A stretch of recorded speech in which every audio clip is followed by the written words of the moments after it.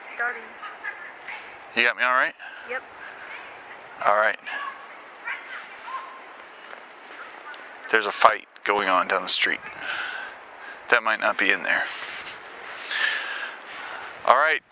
Hey, it is Saturday night, and it's about 12 degrees, and it's icy, and it's cold.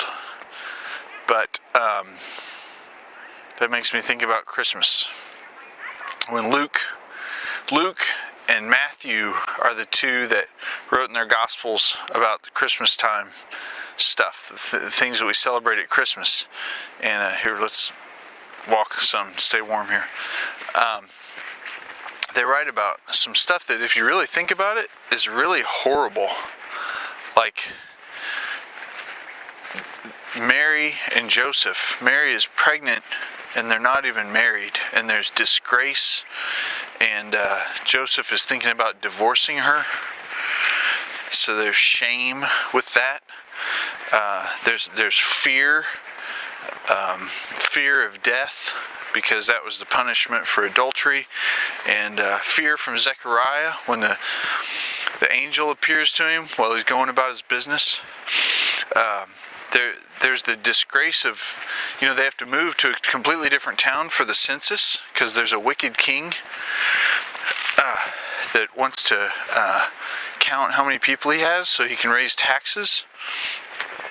They go to Bethlehem, and no family will take them in.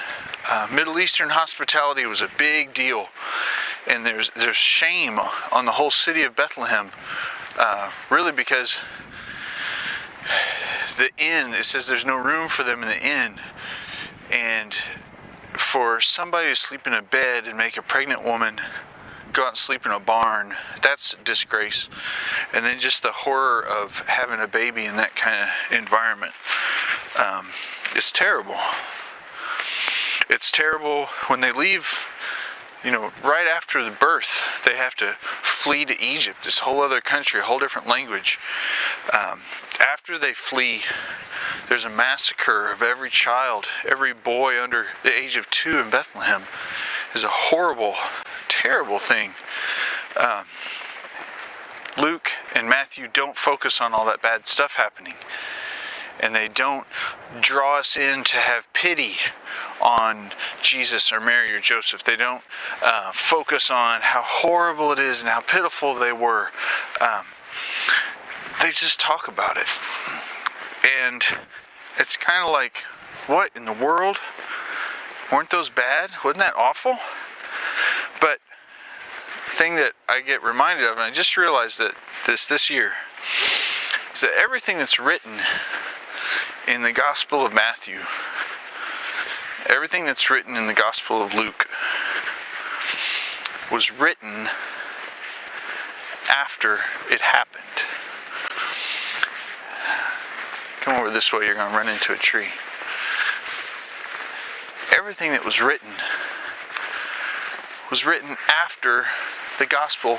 All the events of the gospel happened.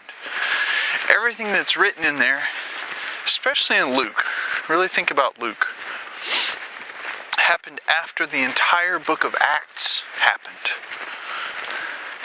So when Jesus is sitting at the Last Supper, and he says, "In the world you will have trouble, but I give you my peace. And I don't give as the world gives, but I give you my peace." It's a peace that can look back on the events of his birth, and the peace that can look back on the horrors of Bethlehem and wicked kings, and look ahead to this guy is seated at the right hand of the Father in heaven forever. So don't pity his birth, but rejoice in his everlasting life, because the place he's going to so outshines the struggle of where he came from. Peter says that consider our present sufferings as nothing compared to the glory that's going to be revealed in us. It's just this awesome thing of looking ahead. So the The whole time Luke is writing about it, he's asking Mary, retell me the story. Tell me what happened. He's writing it all down. It's all in light of Mary and Luke and the other disciples witnessing Jesus ascending into heaven. So there's a piece that covers that whole traumatic birth story.